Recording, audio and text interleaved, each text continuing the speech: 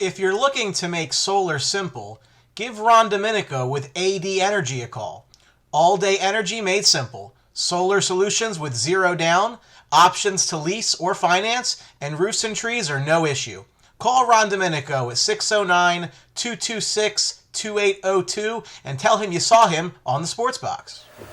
Well, hello again, and welcome to the show that'll make you sing, make you dance, but I hope it doesn't put poop in your pants. This is the Sports Box, the only thing that matters. It's right here. I am the Mike Coletta, a.k.a. Hamilton Mike, along with my partner, Brian, the Ranger Attard. Brian, how are you? I mean, you didn't hit me with that either. That's a plus.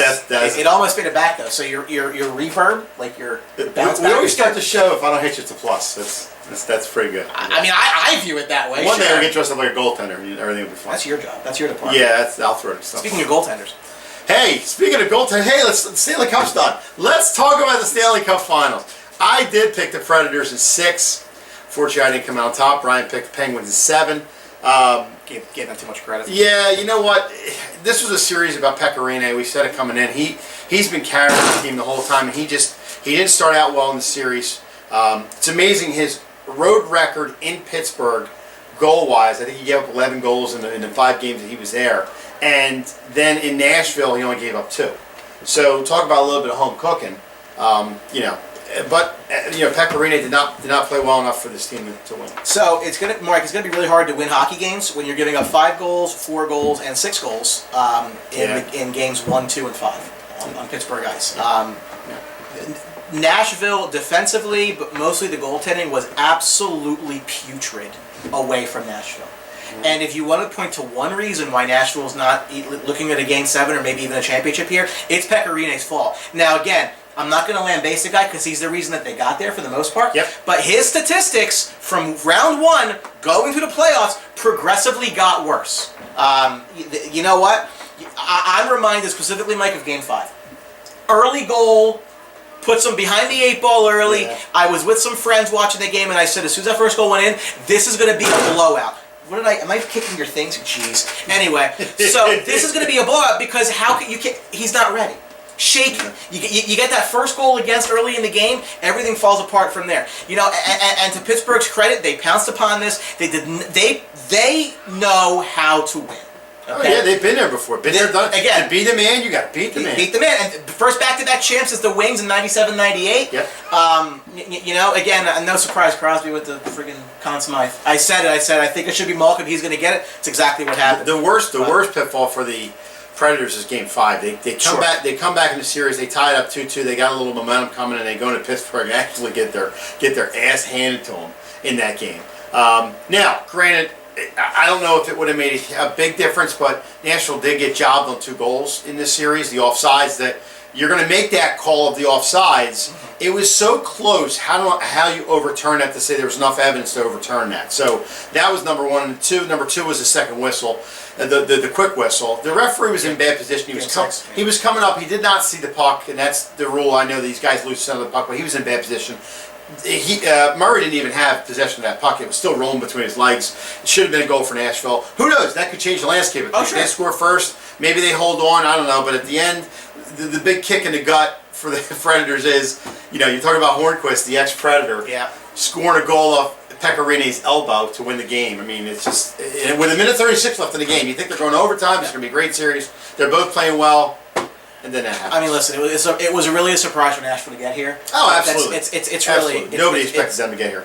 It's really no excuse. I mean, you take a look at how this series progressed. Yeah. They played great in Game 1 and lost. I mean, that was a game that if you play that game 10 times, Nashville wins at 9. Game 2, horrible effort. They come back home, play great. And then they put up the biggest offer in Game 5. And I'm going to tell you, behind the 8 ball. And I'm going to tell you another disappointment for and we talked about him a lot coming into this series, is Philip Forsberg. And where was he to be found in this series? He was nowhere to be found. I think he maybe had 1 or 2 assists in this series. Here's a guy who had about 8 or 9 goals coming in, playing on fire, and came out small. Here's a national team that really has to depend on their scoring because they don't have a lot of guys to score, and they just went away. I think the big thing in this series too was Nashville in a couple games came out and just gave a half-ass effort. with this Pittsburgh team, we said it before, we both agreed that you have to come out and hit this team. You have to make Pittsburgh know that you're on the ice. You got to bury people under the boards. You can't just go in there and just bump them and grind them. You saw what Malkin did behind the play slashing people, not get called for it. You saw in Game 5 where Crosby buried Subban's head in behind the net, which is an absolute travesty, by the way. Batman, you should be embarrassed about that. With no call there. So these guys aren't getting calls, so you got to make them pay. You got to hurt them. You got to take them into corners. And a lot of that effort wasn't there, Brian. A lot of these games weren't there. I don't know if the Predators kind of, blew it all out before they got here. I don't know, but those efforts early on the road, I mean, again, they had to win a road game in this series. They showed no ability to do that. Yep. And listen, let's just say they win Game 6. They were not going to win Game 7 in Pittsburgh. They're giving you no reason to think that. That would have been like skiing up Ice Hill. So, Nashville needed to win in 6. In 6. And that's they weren't going to go back and do 7. So I think when Pittsburgh put the beat down in Game 5, I thought that was the end. But listen. You got shut out back-to-back last 2 games of the series. Listen, I'm going to give the Penguins all the credit in the world. I mean, again, do they get the calls? Yeah, they do. Absolutely. But you know what? Listen, back-to-back champs for the first time in 20 years. You got to give them credit where credit's due.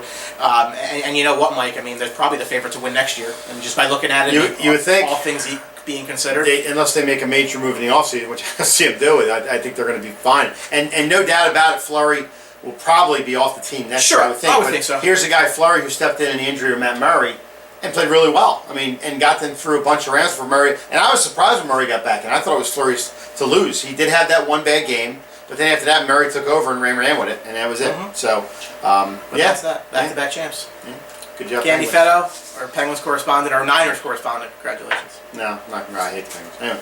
Thank you for watching. We really appreciate it. And remember, you can always get us on social media. Don't hold it against Mike that he hates the Penguins. We're just fans at the end. But of course, we definitely want to thank you for watching today. And of course, if you like what we have here for you, make sure Twitter and Facebook @SportsBox Show, YouTube channel, subscribe. Make sure you get everything hot ready as soon as it's posted there, so you're always available. Because one of these times, Mike is going to hit me with something, and you're going to want to make sure you're watching for that. Hot and ready. What's this, bacon show?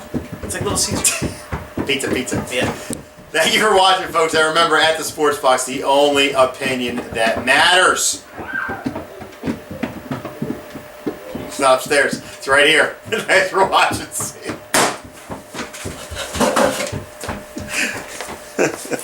This episode of the Sports Box is brought to you by Mic'd Up Entertainment and DJ Mike Velardi. For all of your event planning needs, make sure you contact Mike at 609-864-5925 and tell him that you saw him on the Sports Box. 1, 2, 3.